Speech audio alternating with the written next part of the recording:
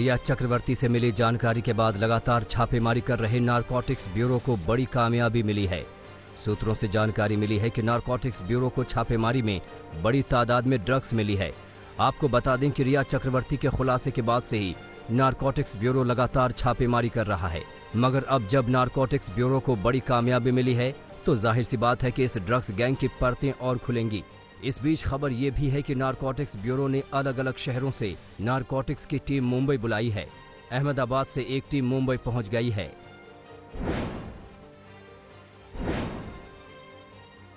सुशांत की मौत मिस्ट्री नहीं सुलझी है।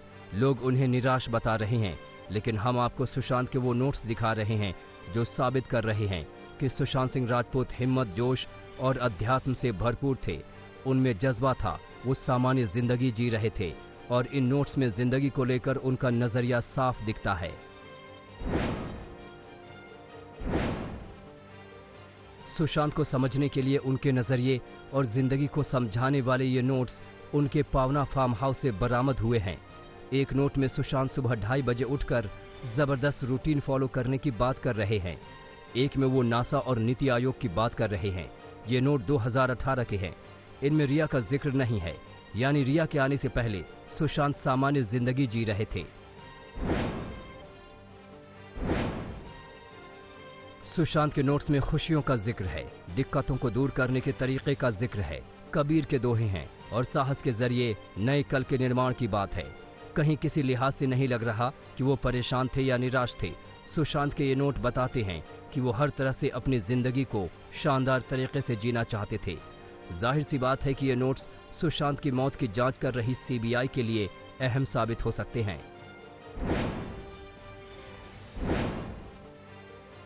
सुशांत की मौत का सच सामने आना अभी बाकी है। सीबीआई और नारकोटिक्स की टीम तो एक्शन में है ही, मगर सुशांत के मौत की फॉरेंसिक जांच करने दिल्ली से मुंबई गई एम्स की टीम भी सक्रिय है। इसी क्रम में दिल्ली में एम्स फॉरेंसिक टीम के हेड डॉक्टर सुधीर ने मुंबई गई फॉरेंसिक टीम के साथ बैठक की। इस बैठक में सुशांत की विसरा रिपोर्ट, पोस्टमार्टम रिपोर्ट और बाकी की जांच पर बात हुई है।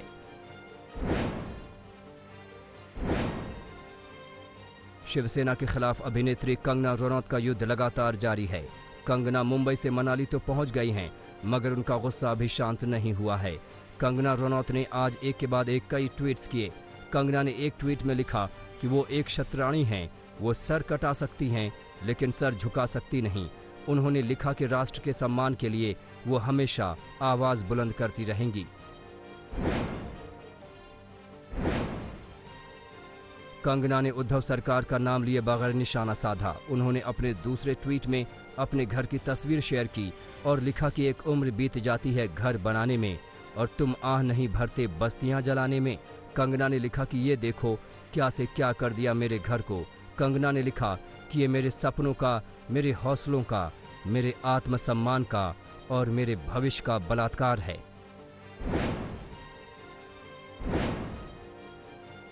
कंगना ने अपने ट्वीट में किसी का नाम नहीं लिखा था, मगर उनका सीधा निशाना शिवसेना और महाराष्ट्र की सरकार पर था। इसी को लेकर जब शिवसेना के प्रवक्ता और सांसद संजय राउत से सवाल किया गया तो संजय राउत ने कहा कि वो ऐसी खबरें नहीं पढ़ते। संजय राउत ने कहा कि मैं गांधी जी के नियमों का पालन करने वाला शख्स हूं कि बुरा मत बोलो, बुरा मत सुनो, बुरा मत कहो।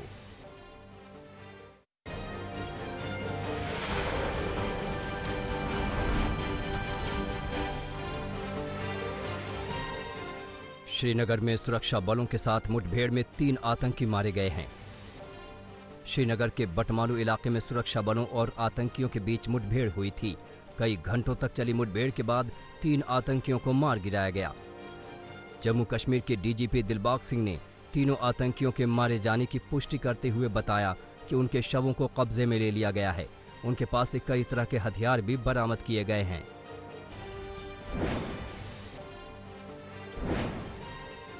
आतंकियों के साथ मुठभेड़ में एक सीआरपीएफ के डिप्टी कमांडेंट घायल हुए हैं। डिप्टी कमांडेंट को अस्पताल में भर्ती कराया गया है, जहां उनका इलाज चल रहा है। वहीं मुठभेड़ के दौरान ही एक महिला की गोली लगने से मौत हो गई। महिला की मौत के बाद स्थानीय लोगों में भयानक आक्रोश था। हालांकि पूरे इलाके में सुरक्षा बलों की तैनाती कर दी गई है और सुरक्षा बलों का सर्च ऑपरेशन जारी है।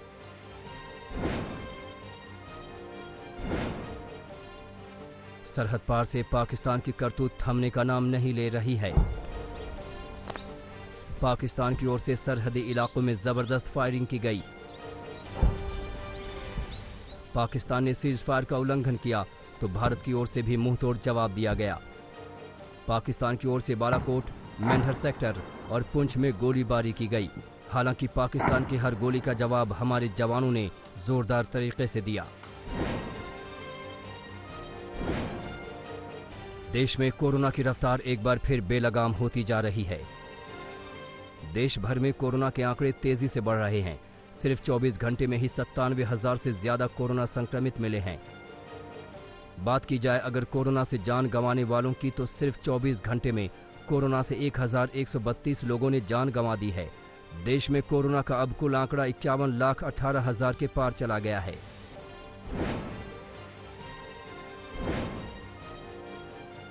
महाराष्ट्र पर भी कोरोना की भयानक मार पड़ी है। देश में सबसे ज्यादा कोरोना संक्रमित महाराष्ट्र में ही हैं और महाराष्ट्र में रोज सबसे ज्यादा कोरोना संक्रमित आ रहे हैं। महाराष्ट्र में सिर्फ 24 घंटे में ही 30,000 से ज्यादा कोरोना संक्रमित मिले हैं। अब महाराष्ट्र में कोरोना संक्रमितों का आंकड़ा 11,21,000 से ज्यादा हो गया है।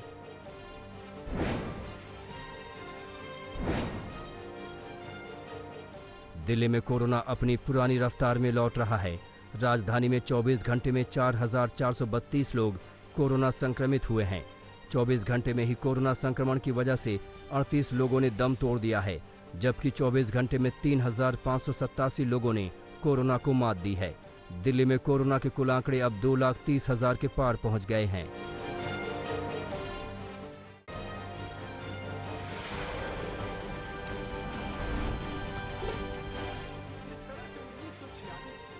कृषि से जुड़े अध्यादेश लाने वाली मोदी सरकार को बड़ा झटका लगा है।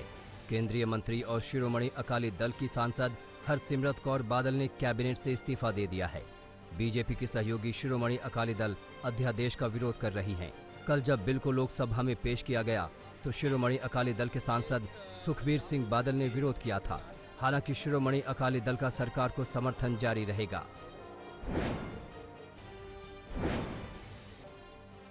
केंद्रीय गृह मंत्री अमित शाह दिल्ली एम्स से डिस्चार्ज हो गए हैं।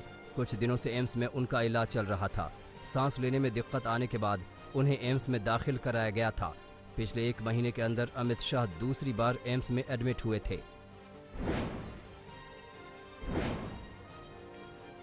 दिल्ली में हुई हिंसा को लेकर दिल्ली पुलिस की ओर से की जा रही जांच पर 5 सांसदों ने आपत्ति जताई है।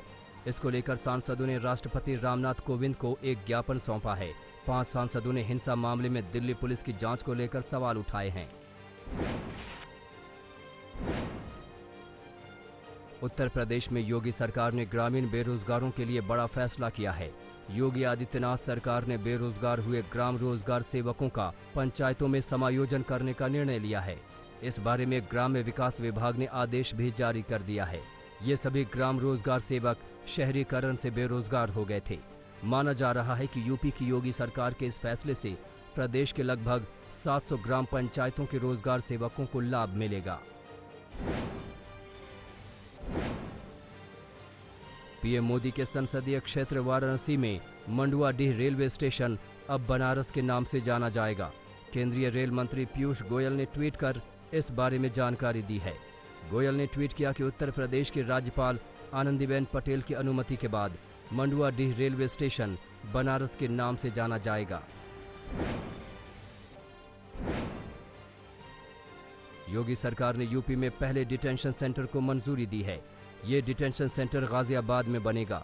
योगी सरकार ने जिस पहले डिटेंशन सेंटर को मंजूरी दी है उसे गाजियाबाद में समाज कल्याण विभाग बनाएगा। इस डिटेंशन सेंटर में विदेशी लोगों को रखा जाएगा, जिसमें वो लोग शामिल हैं जो जेलों में सजा काट चुके हैं और जिन्हें अपने देश भेजने में वक्त लग रहा है। गाजियाबाद में दलित और आदिवासी छात्रों के लिए बने हॉस्टल को डिटेंशन सेंटर में तब्दील किए जाने पर पूर्व सीएम मायावती ने विरोध किया है। मायावती ने योगी सरकार के इस कदम को दलित विरोधी करार दिया है। मायावती ने यूपी सरकार से इस फैसले को वापस लेने की मांग की है।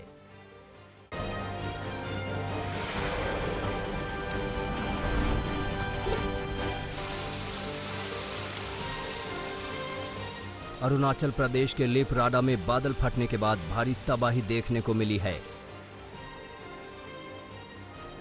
जिसकी वजह से इलाके के कई घर तबाह हो गए। वहीं दूर दूर तक सैलाब नजर आ रहा है। नदियां उफान पर हैं, घरों और खेतों में पानी घुस गया है।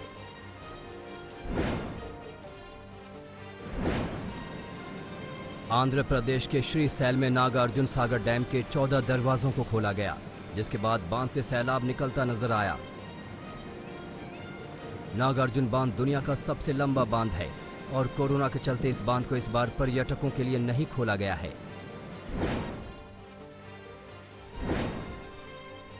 सूरत में एक बार फिर बारिश अपने साथ आफत लेकर आई। सिर्फ 3 घंटे की बारिश में पूरे शहर में जल भराव हो गया।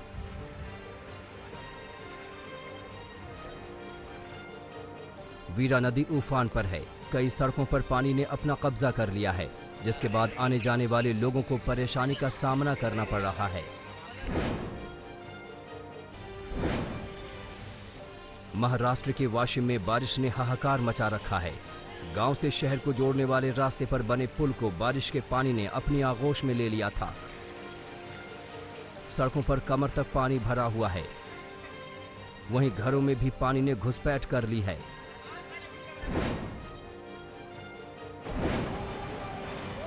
केदारनाथ में 2013 की त्रासदी में लापता लोगों के लिए एक बार फिर सर्च ऑपरेशन चलाया जा रहा है। यात्रियों के नरकंकालों की खोजबीन केदारनाथ के जंगलों में जारी है। हालांकि अब तक सर्च अभियान में एक भी नरकंकाल नहीं मिला है। पुलिस, एसडीआरएफ और स्थानीय गाइडों की टीमें सर्च अभियान चला रही हैं। आगे भी ये सर्च अभियान जारी रहेगा।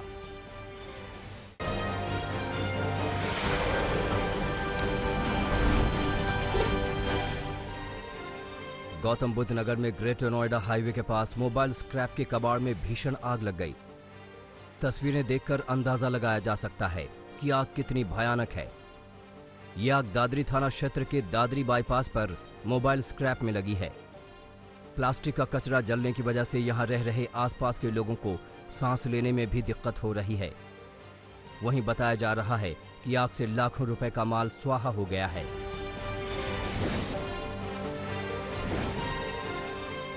बिहार के बेगूसराय में लूटपाट करने वाले 6 बदमाशों को पुलिस ने गिरफ्तार किया है। पकड़े गए बदमाशों के पास से पुलिस ने 3 देसी पिस्टल, कारतूस, लूटी गई एक बाइक, लूटा हुआ मोबाइल और लैपटॉप बरामद किया है। पुलिस की माने तो इस गिरोह ने स्वीकार किया है कि अब तक इन लोगों ने 7 जगह लूटपाट की है। आरोपियों पर लूट के अलावा पहले से ही हत्या के मामले दर्ज थे।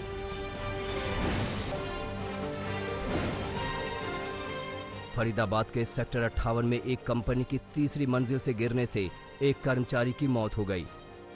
हम आपको वो दर्दनाक तस्वीरें नहीं दिखा सकते, मगर यही वो इमारत है जहां से कर्मचारी की गिरकर मौत हुई। पुलिस ने फिलहाल धारा 174 के तहत मामला दर्ज किया है, मगर परिजनों ने हत्या का शक जताया है। आपको बता दें कि कर्मचारी पिछले 14 साल से इसी कंपनी में काम कर रहा था।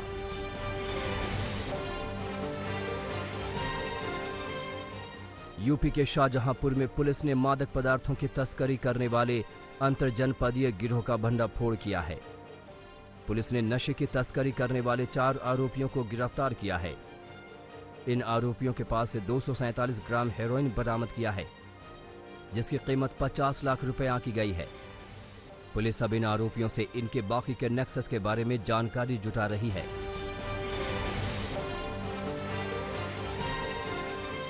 राजस्थान के धौलपुर में पुलिस को बड़ी कामयाबी मिली है। 2 थानों की पुलिस ने संयुक्त कार्रवाई में 5000 के इनामी डकैत राकेश डोयला को गिरफ्तार कर लिया है। पकड़े गए डकैत से पुलिस ने 15 साल की एक नाबालिग लड़की को भी बरामद किया है। नाबालिग का 22 मार्च 2020 को हथियारों के बल पर अपहरण किया गया था। पकड़े गए बदमाश पर लूट और हत्या के कई मामले दर्ज हैं।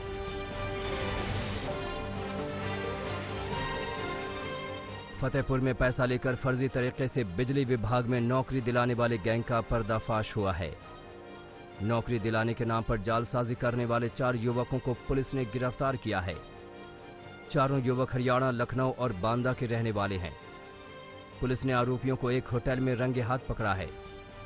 पुलिस ने आरोपियों के पास से लाखों रुपए कैश, लैपटॉप, टैबलेट और प्रिंटर बरामद किया है।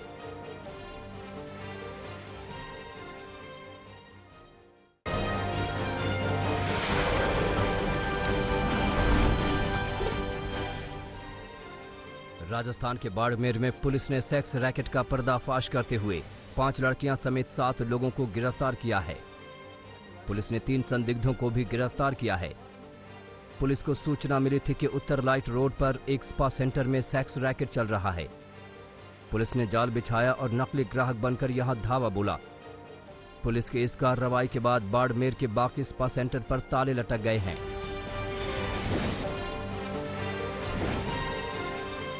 पंजाब के बरनाला में भी पुलिस ने सेक्स रैकेट का पर्दाफाश किया है। पुलिस को सूचना मिली थी कि अपने घर में एक महिला देह व्यापार चला रही है। सूचना के आधार पर पुलिस ने घर पर छापेमारी की। छापेमारी के बाद पुलिस ने मौके से 4 महिलाएं और 2 व्यक्तियों को गिरफ्तार कर लिया है। गिरफ्तारी के बाद पुलिस अब आगे की कार्रवाई कर रही है।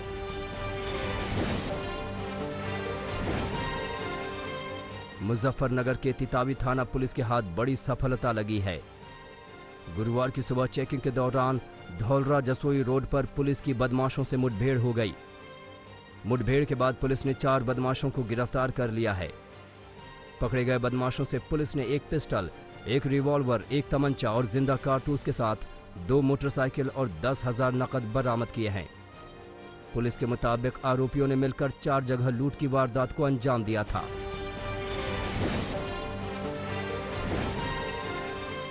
यूपी के आजमगढ़ में 3 हथियार तस्कर पुलिस के हत्थे चढ़े हैं। पुलिस की माने तो ये हथियार तस्कर चुनाव के मद्देनजर डिमांड के आधार पर हथियार सप्लाई करते थे। पुलिस ने आरोपियों के पास से 2 पिस्टल, 5 तमंचा और कारतूस बरामद किया है। आरोपियों की गिरफ्तारी के बाद अब पुलिस उन लोगों की तलाश में जुट गई है जिन्हें इन आरोपियों ने हथियार बेचे।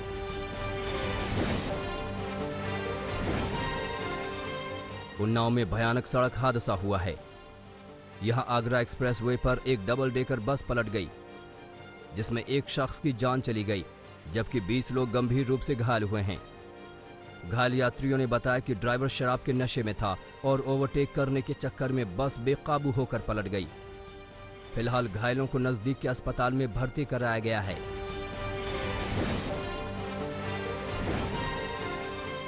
कोयंबटूर में सीसीटीवी में हैरान करने वाला अपराध दर्ज हुआ है। तस्वीरें देखिए। इस कार में एक शख्स अपने दोस्त का इंतजार कर रहा था। अचानक पीछे से ये शख्स यहां आता है और चाकू से ताबड़तोड़ हमला कर देता है। थोड़ी देर में ही यहां चीख पुकार मच जाती है। चाकू से इस शख्स को गोद कर ये आरोपी अपने दोस्त के साथ बाइक पर बैठकर फरार हो जाता है। बताया जा रहा है कि यह हमला पैसों के लेन देन को लेकर हुआ।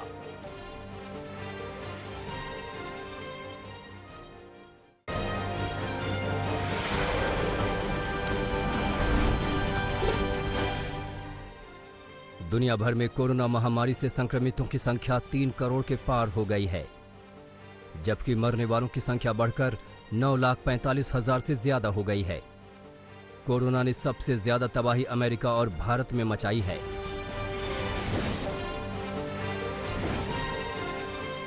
दुनिया भर में कोरोना के बढ़ते मामले को लेकर विश्व स्वास्थ्य संगठन ने चिंता जताई है। WHO के मुताबिक आने वाले दिनों में संक्रमित होने वालों की संख्या और बढ़ सकती है। ऐसी स्थिति से कोरोना से निपटने के लिए अस्पतालों में बेड की संख्या कम पड़ सकती है, जो बहुत चिंता की बात है।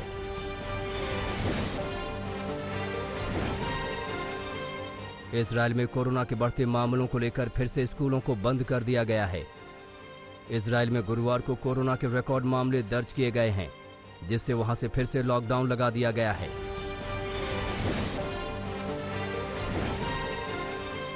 ऑस्ट्रेलिया के विक्टोरिया प्रांत में कोरोना के मामलों में कमी के बाद लॉकडाउन प्रतिबंधों में कुछ ढील दे दी गई है।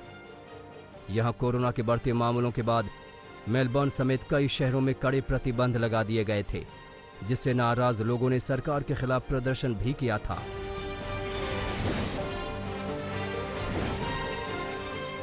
ब्रिटेन में यूरोपीय संघ के साथ हुए ब्रेक्सिट समझौते को नकारने वाले विवादित विधेयक को हाउस ऑफ कॉमन्स से पारित कर दिया गया है।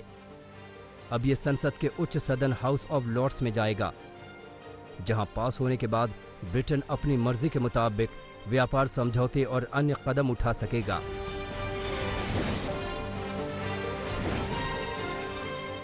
टिकटॉक विवाद के बीच चीनी विदेश मंत्रालय ने अमेरिका से बाजार, अर्थव्यवस्था और निष्पक्ष प्रतिस्पर्धा के सिद्धांतों का सम्मान करने की अपील की है, ताकि अमेरिका में कारोबार का माहौल फिर से ठीक हो सके। दरअसल अमेरिका में टिकटॉक की डील चीन सरकार की मंजूरी के बिना संभव नहीं है।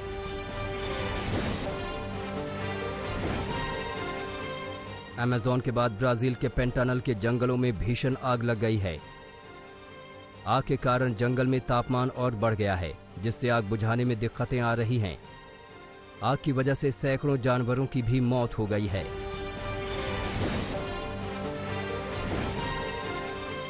अमेरिका में तूफान सैली बुधवार को फ्लोरिडा अलाबामा सीमा से टकरा गया। तूफान की चपेट में आने से एक व्यक्ति की मौत हो गई, जबकि कई घरों में पानी घुस गया। 165 किलोमीटर प्रति घंटे की रफ्तार से चली हवा से कई जगह पेड़ गिर गए, कई घरों की छतें उड़ गईं।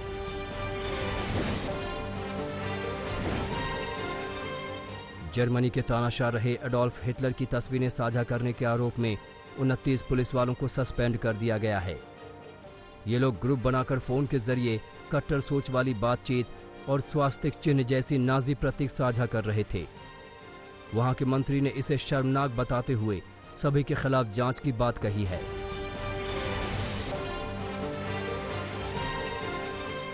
दक्षिण कैलिफोर्निया के तटीय इलाके में नाव में आग लगने का वीडियो और दस्तावेज कोस्ट गार्ड ने जारी किए हैं।